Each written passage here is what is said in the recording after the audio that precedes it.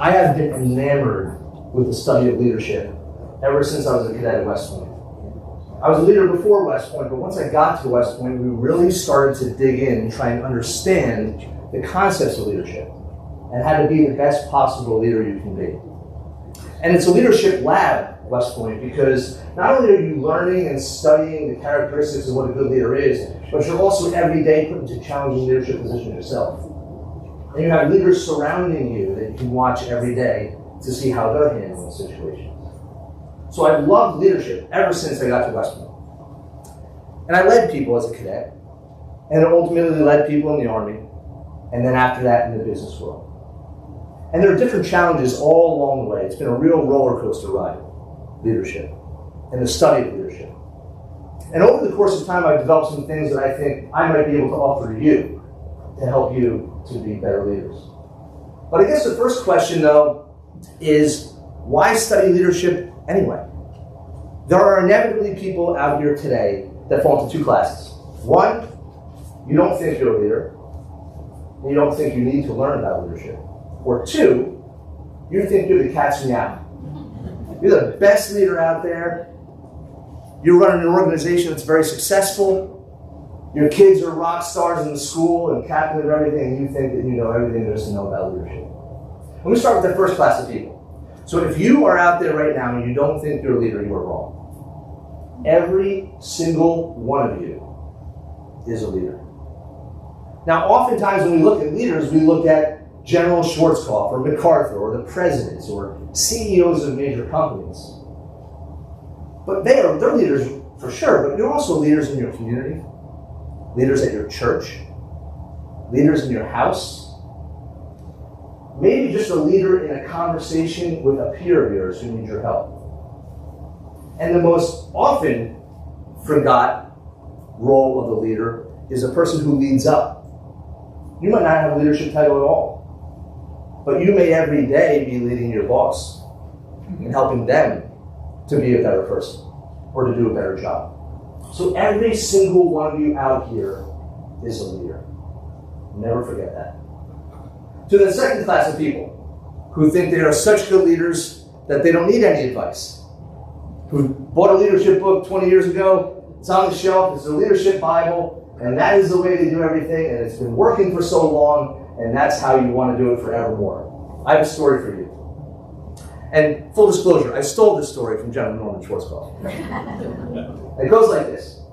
There were two rival football teams, college football teams, one of which had a very prominent coach, respected throughout all of college football. And it was a homecoming game, biggest game of the year, and the stands were filled, and everybody was so excited to watch this game. And that coach, that prominent coach, was the coach of the team that was winning at the time, the home team, and they were up by 1 point. And it was late in the fourth quarter. His team goes out in the field to take the offensive position, and their quarterback goes down.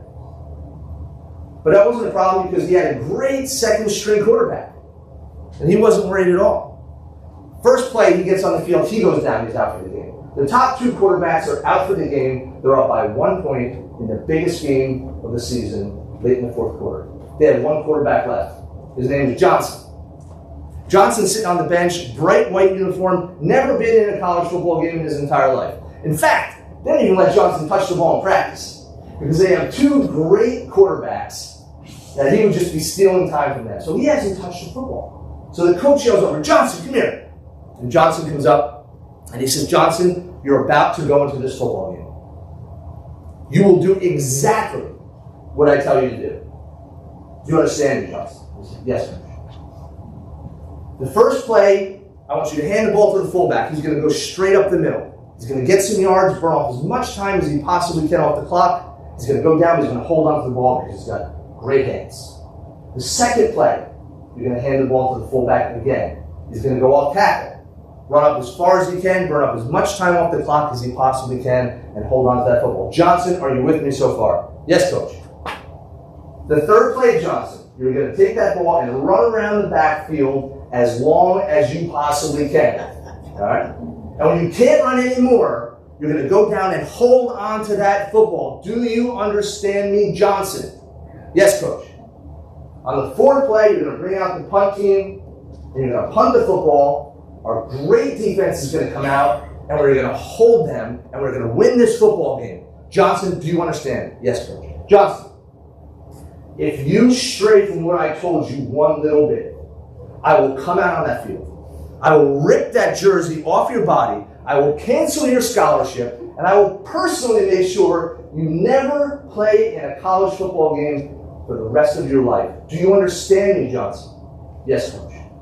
So Johnson goes out there.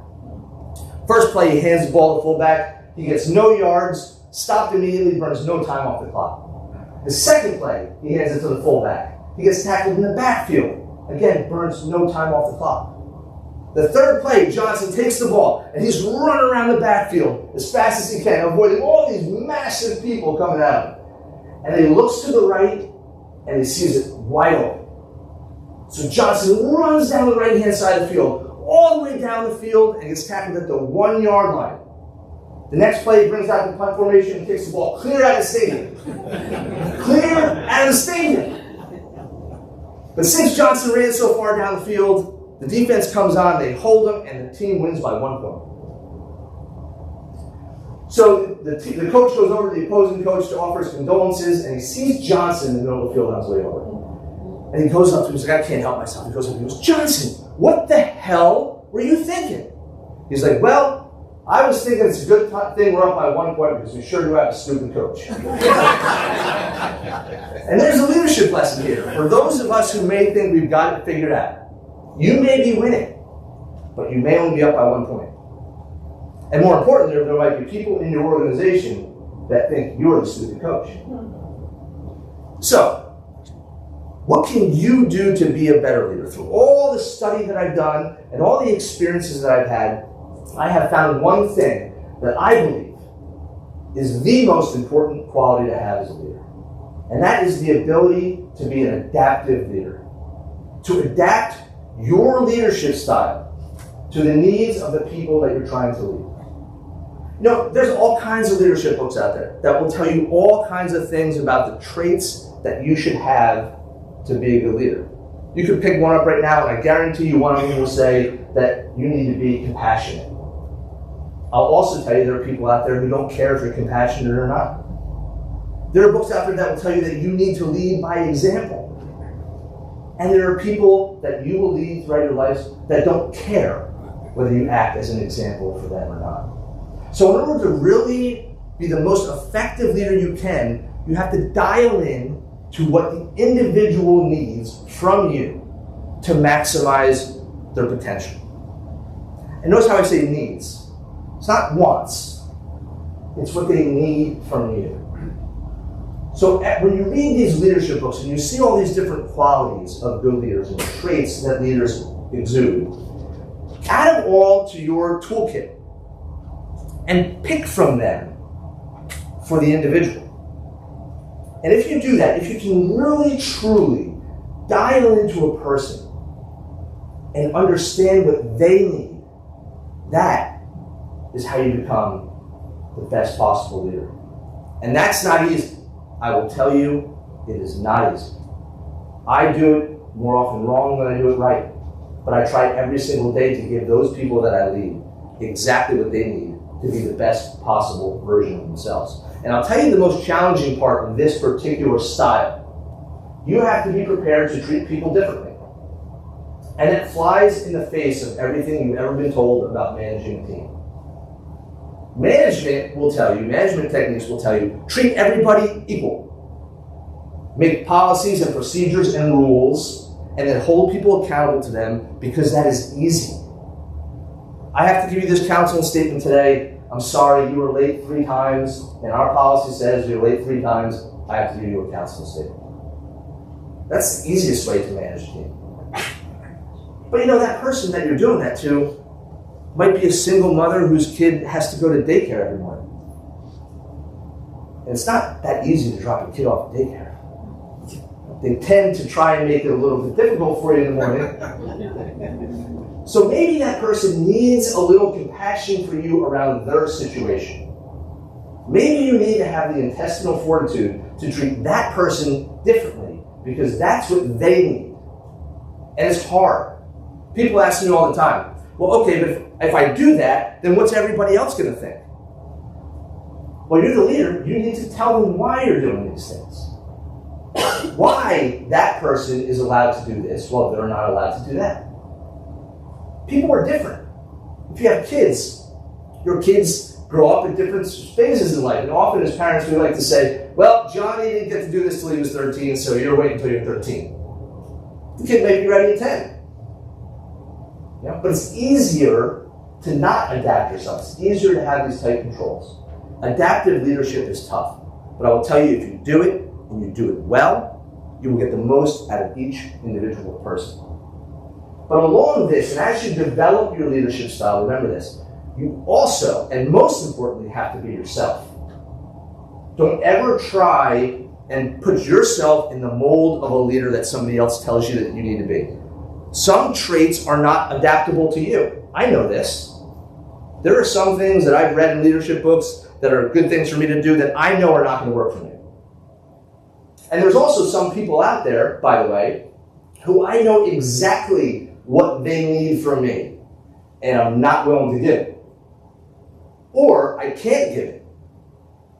But at least I understand what that person needs. And sometimes you have to ask them to meet you in the middle. It's a conversation. Hey, listen, I know that this is what you need from me, I can't give it. Or if I give you what you need, it's not going to support the overall goals of the organization. It's just not going to work. I can't do it. You got to help me get there by meeting me halfway. Sometimes it's as easy as asking people how they like to be led. I can tell you right now, if you ever find yourself in the position to lead me, here's how you do it. Okay?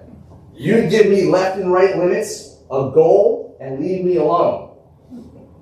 That's how I like to be led. Once you tighten that, I get all kind of claustrophobic, and I freak out.